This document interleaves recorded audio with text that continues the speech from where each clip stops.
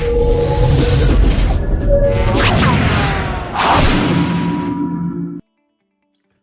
kembali lagi bersama saya Hairudin. Sekarang kita masuk ke pembahasan dynamic routing. Nah, apa sih yang dimaksud dengan dynamic routing? Seperti yang telah kita jelaskan pada pertemuan sebelumnya, dynamic routing merupakan routing yang terbentuk secara otomatis pada tabel routing, di mana setiap router yang saling berbagi informasi satu sama lain. Untuk melakukan pertukaran informasi routing, maka setiap router harus menggunakan routing protokol yang sama. Pada jaringan yang menerapkan dynamic routing, jika terjadi perubahan pada topologi ataupun pada pengalamatan IP atau network, secara otomatis router akan memperbaharui tabel routing tersebut, di mana pada setiap router, administrator hanya perlu melakukan entry tabel routing dengan network yang melekat pada router tersebut. Nah, seperti pada gambar di samping, kita dapat melihat bahwa dynamic routing itu terdiri dari dua, di mana ada yang namanya interior gateway protocol dan exterior gateway protocol.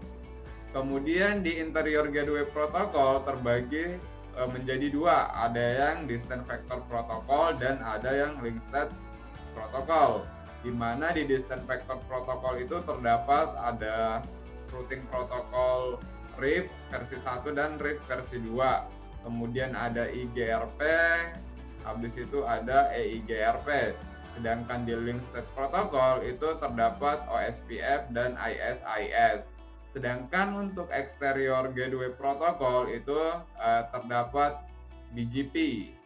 Nah, itulah protokol routing dynamic. Nah, sekarang kita masuk ke pembahasan yaitu OSPF. Nah, apa sih OSPF itu? OSPF merupakan protokol routing yang open standar, di mana protokol routing ini dapat digunakan di berbagai macam vendor, baik itu di Cisco, MikroTik, dan router yang lain. Nah, OSPF merupakan singkatan dari Open Shortcut Patch First. Nah, pada routing OSPF ini menggunakan algoritma Dijkstra. Nah, routing protokol ini mendukung VLSM atau CIDR. OSPF hanya mendukung equal cost load balancing, yang artinya setiap node akan diperhitungkan beberapa jumlah cost yang dibutuhkan untuk mencapai node tujuan. OSPF merupakan routing protokol yang menggunakan konsep hierarki routing. Artinya OSPF membagi-bagi jaringan menjadi beberapa tingkatan. Nah, setiap tingkatan ini diwujudkan dengan menggunakan sistem pengelompokan area yang harus memiliki suatu area yang disebut sebagai area nol atau area backbone. Jadi pada routing protokol OSPF ini itu harus menggunakan area 0, tetapi bisa nggak jika ada network atau routing yang menggunakan area lain? Ya, tetap bisa pada dasarnya, di mana area non backbone tersebut itu harus terhubung ke area 0 atau ke area backbone. Nah, OSPF sendiri itu lebih skalabilitas dibandingkan routing atau protokol routing lainnya yang menggunakan distant vector, karena menggunakan link state protocol. OSPF akan mengirimkan hello paket setiap 10 detik, sehingga node yang terhubung akan selalu terupdate.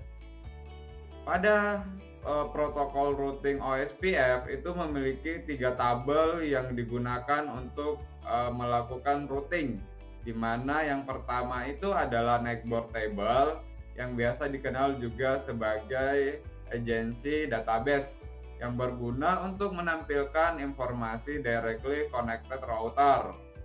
Kemudian ada database table yang dapat disebut juga sebagai LSDB atau link state database, yang digunakan untuk menampilkan semua kemungkinan informasi dan dapat diakses dengan menggunakan command. Kalau pada router Cisco itu bisa menggunakan perintah show IP OSPF database. Kemudian routing table berguna untuk menampilkan base route menuju network tujuan yang dapat kita lihat biasanya dengan menggunakan perintah show IP route. Kalau pada router mikrotik bisa menggunakan IP route print. Oke.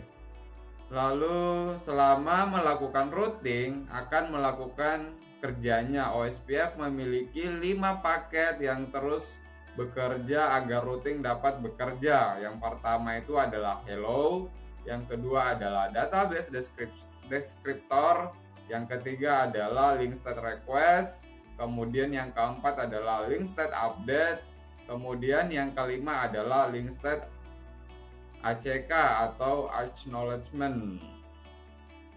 Nah, sekarang kita masuk lagi ke pembahasan berikutnya, yaitu kelebihan dan kekurangan routing OSPF atau protokol OSPF.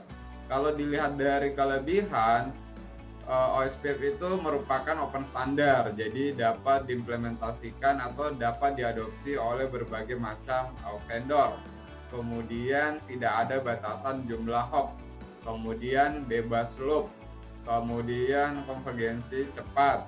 Sedangkan kekurangannya yaitu penggunaan resource CPU yang terlalu besar. Jadi kalau router yang speknya terlalu rendah, nah ini tidak disarankan untuk menggunakan OSPF. Kemudian kompleks dalam hal desain dan implementasi, hanya mendukung equal load balancing, kemudian hanya mendukung protokol IP.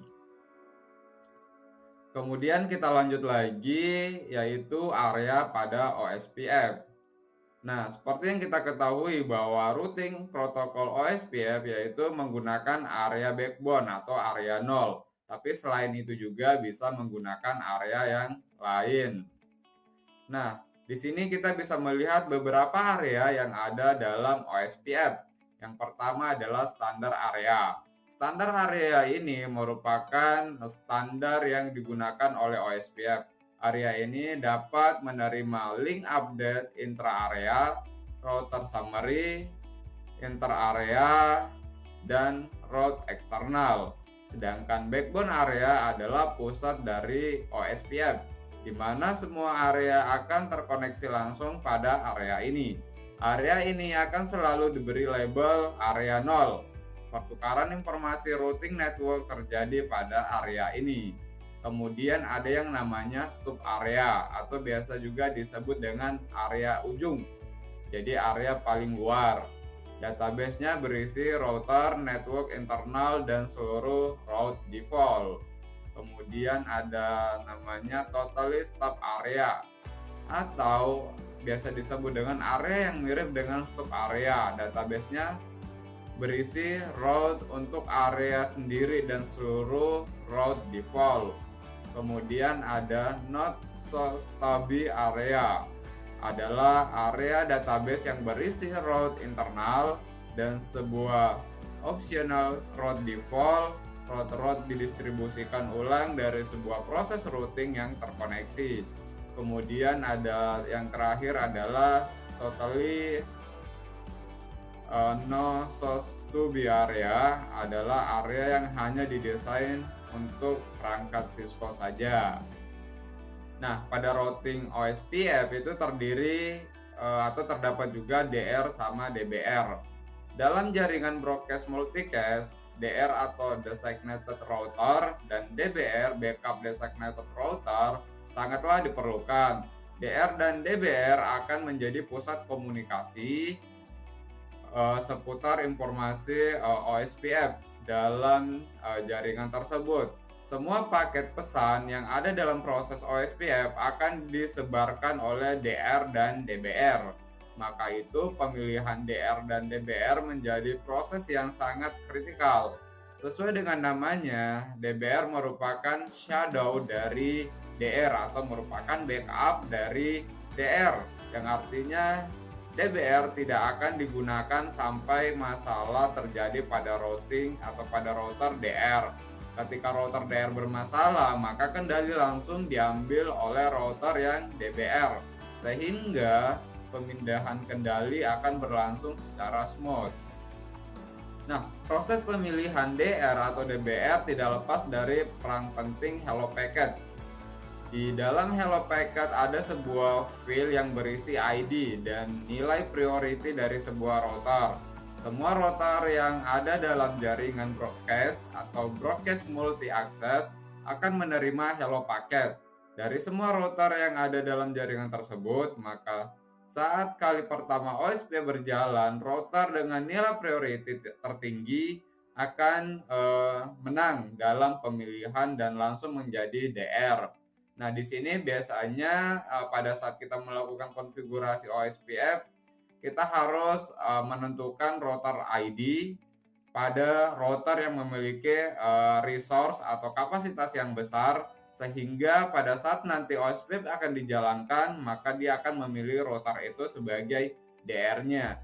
Sedangkan untuk perangkat yang memiliki resource yang tidak terlalu tinggi, itu bisa kita gunakan sebagai DBR atau untuk membackup router DR. Nah, secara default, semua router OSPF akan memiliki nilai priority 1. Rank priority ini dimulai dari angka 0 sampai 255. Nilai 0 akan menjadi router tersebut tidak akan menjadi DR atau DBR, sedangkan nilai 255 menjamin sebuah router pasti akan menjadi DR. Nah, router ID ini biasanya akan menjadi sebuah tiebreaker jika nilai prioritasnya sama. Jadi dua buah router yang memiliki nilai priority yang sama, maka yang menjadi DR atau DBR adalah router dengan nilai router ID tertinggi dalam jaringan. Itulah penjelasan seputar tentang OSPF.